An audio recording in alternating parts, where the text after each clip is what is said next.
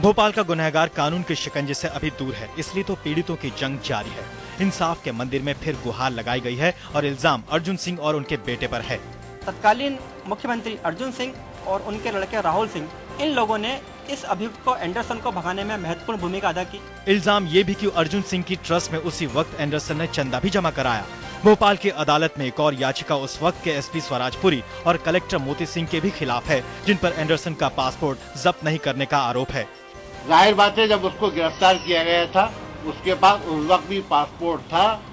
Administration ने, police ने उसके पासपोर्ट को जब्त नहीं किया और जब्त नहीं करके ये और उन्होंने उसको भागने में पूरे तरीके से मदद की। उस वक्त के एसपी स्वराजपुरी को तो राज्य सरकार ने नर्मदा घाटी प्राधिकरण के सदस्य पद से हटा दिया गया, लेकिन भोपाल का दर्द कम करने के लिए तो ये कुछ भी नहीं है। दीप्ति के साथ अमित कुमार, भोपाल आज तक। एंडरसन मसले पर फजीहत के बीच पार्टी ने सब नेताओं को कह दिया है खामोश।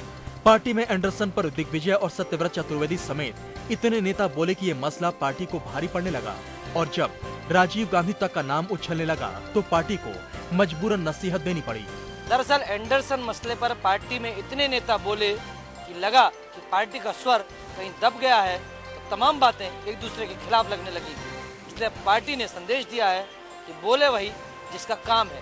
एंडरसन मसला जब उठा तो प्रवक्ता तो कम बोले, इन्होंने जमकर बयान दिए। अब प्रवक्ता बात संभालने की कोशिश में है। जो भी व्यक्ति इस तरह का लांछन लगा रहे हैं, मुझे नहीं लगता कि उनमें किसी भी तरह की कोई राष्ट्रभक्ति है। लेकिन सबसे बड़ी बात यह है कि जिन्हें बोलना चाहिए वो अर्जुन अब तक चुप है, लेकिन डर है कि जब वो बोलेंगे तो बहुत कुछ बोलेंगे। संदीप सोनवलकर, दिल्ली आज तक। जयपुर से बाहर एक 5 सितारा होटल में चल रही है बीजेपी की क्लास। पूर्व मुख्यमंत्री वसुंधरा राजे विधायकों को सिखा रही हैं कि राज्यसभा के लिए वोटिंग कैसे करनी है। लेकिन बीजेपी के लिए ये जंग आसान नहीं है। राजस्थान से राज्यसभा की 4 सीटों के लिए बीजेपी ने 2 उम्मीदवार वीपी सिंह और राम जेठमलानी को खड़ा किया है और बीजेपी को जीत का पूरा भरोसा है। और नए लोगों को किस तरीके से वोट देना है, किस तरीके से वोट डालना पड़ता है, इन सब चीज़ों की मैंने आइडिया नहीं है। और इसीलिए हम लोगों ने ये सोचा कि इनके साथ में बैठ के एक ओपिनियंस भी सुनना और दूसरा एक प्रशिक्षण देना लोगों को।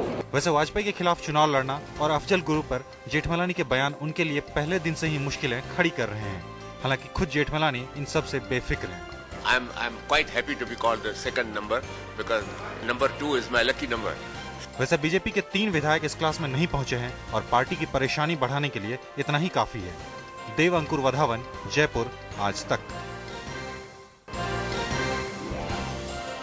बीएसपी नेता और उत्तर प्रदेश के मुख्यमंत्री मायावती मिशन बिहार के लिए जुट गई हैं। पटना का गांधी मैदान मंगलवार को बीएसपी की चुनाव रैली का गवाह बना। बिहार में विधानसभा चुनाव जल्द होने वाले हैं और बीएसपी की कोशिश है यूपी से बाहर भी अपना परचम लहराने की। बिहार, झारखंड,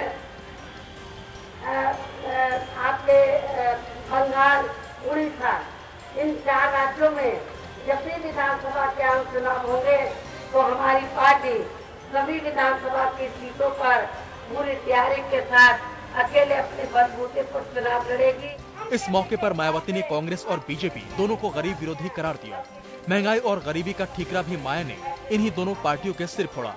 जिन पार्टियों के हाथों में भी सत्ता रही है, उनकी गलत आर्थिक नीतियों के कारण पूरे देश में गरीबी बढ़ी है, बेरोजगारी बढ़ी है और महंगाई भी बड़े पैमाने पर बढ़ी है। माया की नजर यहाँ के दलित वोट बैंक पर है, जो उनके पीएम बनने की चाहत में मददगार हो सकता है। रोहित सिंह, पटना आज तक।